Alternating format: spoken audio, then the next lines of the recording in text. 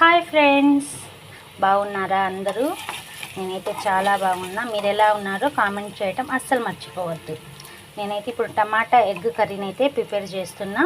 ముందుగా అయితే 2 గరిటెల స్పూన్ నూనె వేసుకొని తర్వాత ఒక పెద్ద ఉల్లిపాయని అయితే ఇలా కట్ చేసి వేయిస్తున్నా.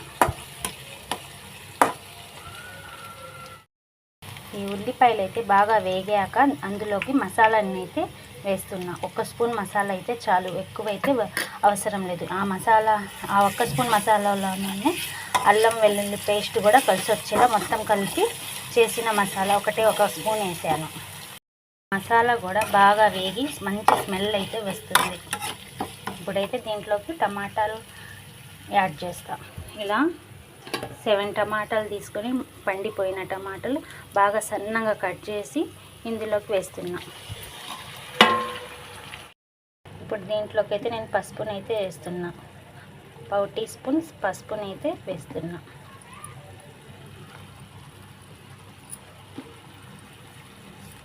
తర్వాత అయితే ఉప్పు తగినంత, రుచికి సరిపడా.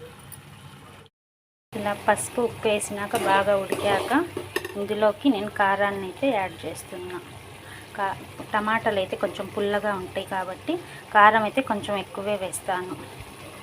మేము కొంచెం కారం ఎక్కువగా తింటాం, మీరైతే మీకు నచ్చినంత వేసుకోండి. ఇలా ఉడుకుతున్నప్పుడు దీంట్లోకి నేను ధనియా పౌడర్ని అయితే వేస్తున్నా. నేను ప్రతి కూరలో ధనియా పౌడర్ని అయితే వేస్తాను. మంచిగా స్మెల్, మంచి ఫ్లేవర్ అయితే ఉంటుంది. ఇలా మంచిగా ఇలా దగ్గరకు వచ్చేసినాక కొంచెం నీళ్ళు అయితే వేసుకోవాలి.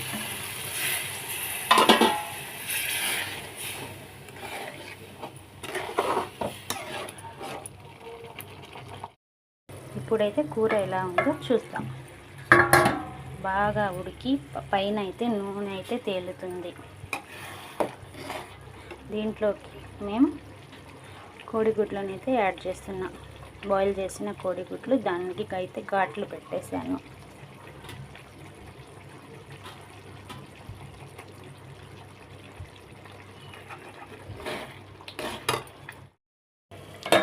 ఇప్పుడైతే చూద్దాం.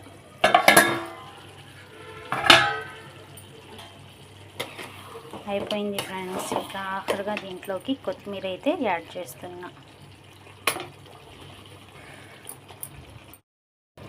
ఇప్పుడైతే కూర ఎలా ఉందో చూద్దాం.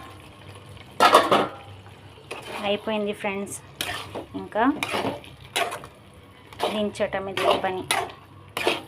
టేస్ట్ అయితే చాలా బాగుండిద్ది. మీరు కూడా ట్రై చేయండి. నా వీడియోస్ నచ్చినట్టయితే లైక్ చేయండి, షేర్ చేయండి, సబ్స్క్రైబ్ చేయండి. లైక్ చేయటం అస్సలు మర్చిపోవద్దు. ఇప్పుడైతే టేస్ట్ ఎలా ఉందో చెప్తాను.